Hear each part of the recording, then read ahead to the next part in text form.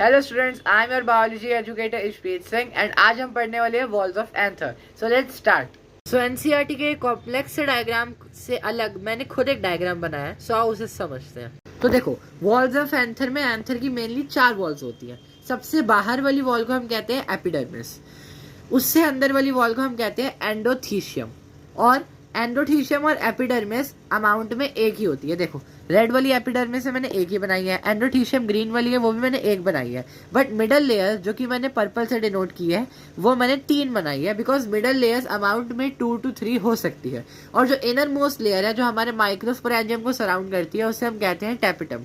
सो इन walls के बारे में पढ़ते हैं। जो एपिडर्मिस है वो आउटर मोस्ट लेयर है और डिप्लॉयड है, एक अमाउंट में है। एंडोथीशियम एपिडर्मिस के अंदर है, ये भी डिप्लॉयड है और ये भी एक ही होती है। मिडल लेयर्स एंडोथीशियम के भी अंदर है और ये 2 से 3 अमाउंट में हो सकती है, बट ये भी डिप्लॉयड है। अब आते हैं मोस्ट स्पेशल वॉल के बारे में पढ़ने के लिए, टेपिटम। तो टेपिटम जो है इनर मोस्ट लेयर है जो कि हमारे स्पोरोजेनस टिश्यू यानी कि माइक्रोस्पोरेंजियम को सराउंड करके रखती है। इसके सेल्स पॉलीप्लॉइडल है। अभी तक हमने डिप्लॉयड पढ़े थे, लेकिन इसके सेल्स होते हैं पॉलीप्लॉइडल, यानी वो 3n 4n और 5n भी हो सकते हैं।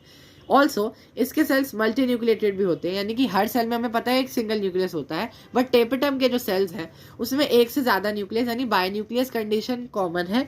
बाकी इसमें मल्टी न्यूक्लियस के कंडीशन में एक से ज़्यादा या 2 से ज़्यादा न्यूक्लियस भी हो सकते हैं, और सिंस न्यूक्लियस ज़्यादा है इसकी वजह से इसका डेंस साइटोप्लाज्म होता है। सो इन सभी वॉल्स में से एपिडर्मिस, एंडोथीशियम और मिडल लेयर्स का काम है प्रोटेक्शन प्रोवाइड करना हमारे माइक्रोस्पोरेंजियम को, और एंथर डेहिसेंस में हेल्प करना, यानी कि जब मैच्योर हो जाता है एंथर, उसमें पॉलन बन जाते हैं तो वो फट जाता है ताकि पॉलन बाहर रिलीज हो सके। तो उस एंथर की डेहिसेंस में ये तीनों लेयर्स हेल्प करती हैं। अब पढ़ते हैं फंक्शंस ऑफ टेपिटम।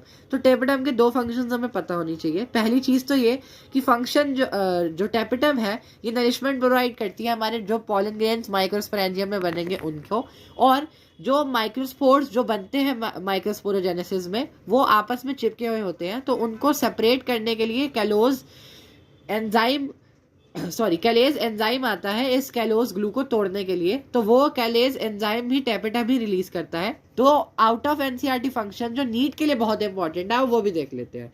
सो सी, जो टेपिटम है वो स्मॉल ग्रैन्युलर बॉडीज सिक्रीट करती है जिन्हें हम यूविश बॉडीज कहते हैं, और ये स्पोरोपोलिनिन बनाने में हेल्प करती है। अभी हमने स्पोरोपोलिनिन पढ़ा नहीं है, बट देखो, जब पॉलन ग्रेन होता है उसकी 2 लेयर्स होती है, उनमें से एक को हम कहते हैं एक्साइन जो कि बाहर होती है। तो वो एक्साइन जो है स्पोरोपोलिनिन से बनी होती है, तो उस लेयर को बनाने के लिए भी हमारी टेपिटम जो है यूविश बॉडी सिक्रीट करती है, और एक कंपैटिबल स्टिग्मा ढूंढने के लिए भी पॉलन को में सिक्रीट करती है प्रोटीन टेपिटम। Thank you.